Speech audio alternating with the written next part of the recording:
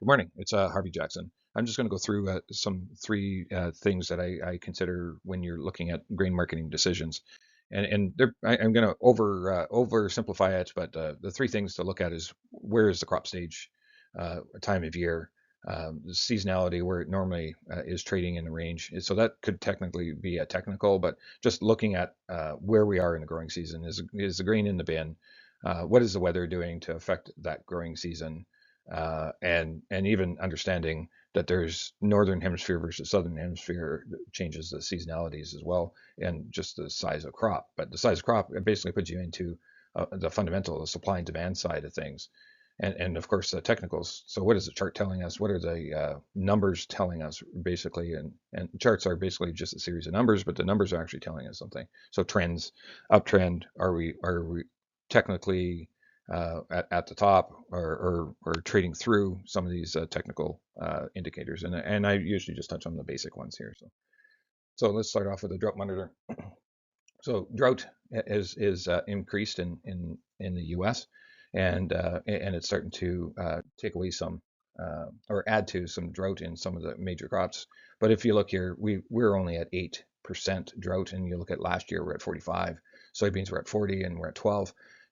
Basically, really telling us that this is a really good growing season on those corn and soybeans, and even on spring wheat. Last year we're at 57% drought, and we're at 21. We did increase or we stayed flat from last week. But if we start looking at where is that drought and when is that drought as well. So if you get drought in the harvest season, it's usually welcomed. And we're getting to that same kind of stage farther south. Not to say that everybody's going to be rolling on harvest, but farther south, the harvest generally begins sooner than later. And if we're drying out farther south, that's probably going to welcome and bring on harvest a little bit quicker. Same thing with the corn. But just as you want to maybe take note of, you can see the major growing regions of both corn and soybeans have been missed with drought so far. And really, it's going to get to a point where it's not going to matter as much. So just go through some of the temperatures and how this is affecting it. So you got temperature gradient west versus east, higher temperatures out west and lower in the east in where the major crop is growing. So not getting hurt at all. Precipitation at this stage, I'm going to say it's not going to matter as much, but it still matters. Don't get me wrong, but it doesn't matter as much. So here's your precipitation for the provinces, just using the European model, artificial intelligence. So you get some rains to the north part of the growing regions, but not significant in any great way. And temperatures basically a gradient from the warmer to the south and cooler to the north. And if we look at the North America, so the 0 to 5 day here looks like the provinces are going to be warmer and still, and this is an anomaly, so it's comparing to what's normal, and cooler in the I states, of course. And you see that that's still cooler in the I states, but the looks like a building farther west on the 5 to 10 and on the 10 to 15. It looks like it's moved right over Saskatchewan and Manitoba for temperature anomaly, and this could just bring on harvest, of course. So if we look at, so the one thing that I'm starting to pay attention to, especially when we've got late seeded crops because of lots of moisture in the spring in the Manitoba region, and there's still some early seeding, don't get me wrong, but there's also long season crops that we have up here as well, and corn and soybeans would be severely damaged if we were to get some frost that's could happen in the next 10 days. Those crops are not going to be finished, and they are going to be severely hurt by frost to finish them. So let's just go through canola and oilseeds. Your canola down at the moment, soybean oil up a little bit, palm oil up. So that's there's going to be a battle here. Very likely that this will maybe get pulled into the same direction as these two here. You know, the soybean oil and palm oil, if they're going up, canola is going to have some, unless we've overdone it. But I don't see that. Even rapeseed is unchanged or basically unchanged when I took the snapshot. And your wheats are basically just a penny up to a penny down. Corn the same thing, and then the Canadian dollar basically flat.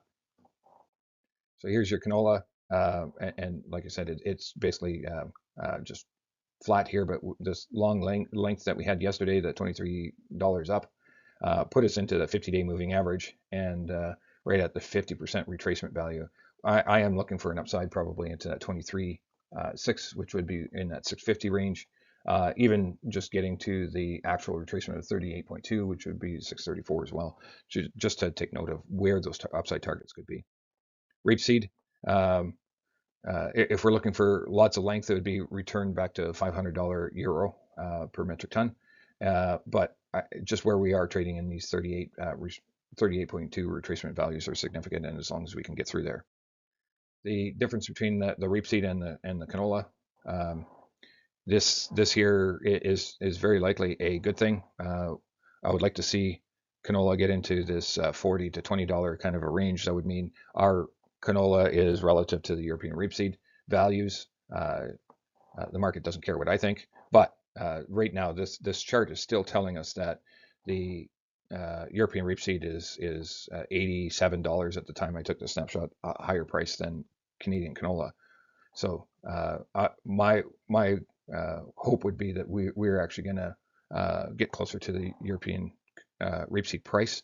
That would mean that hopefully we would be a better value, and they can stay where they are, and we'll move closer to them, and we would just get a better price. Soybean oil went through our 78.6. Now we're looking probably, well, we're just shy of the 50-day moving average. So this, if we can get through that 50-day moving average, would be above that 61.8. Looking upside probably for that 44 cents to 38.2 is probably the next area that I would be looking for value right up in here. Palm oil, another leg up. So we got above that 78.6 retracement value. We can hold there. It looks like we might have an upside potential if we can continue to hold this value to get back up to just shy of 4,100 ringgit, and I would have to draw it in, but we would be at 4,150 is the next upside after that. Canadian dollar has basically leveled off and maybe pulled back a little wee bit here.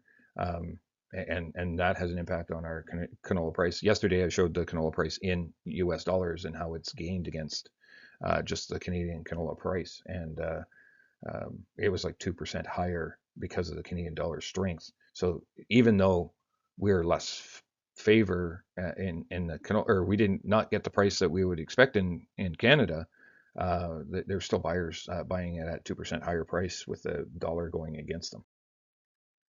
Soybeans, not as big of a story here. Needs to get above that at $10.11 would be the 78.6 retracement value.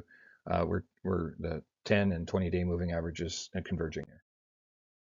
So let's just get into wheat. And here, the wheat, I'm looking for upside, to get at least above these flat kind of areas here. So you have to get above the $6 and start looking at potential probably in 61.8 again. So that'd be about 650 if we can get there.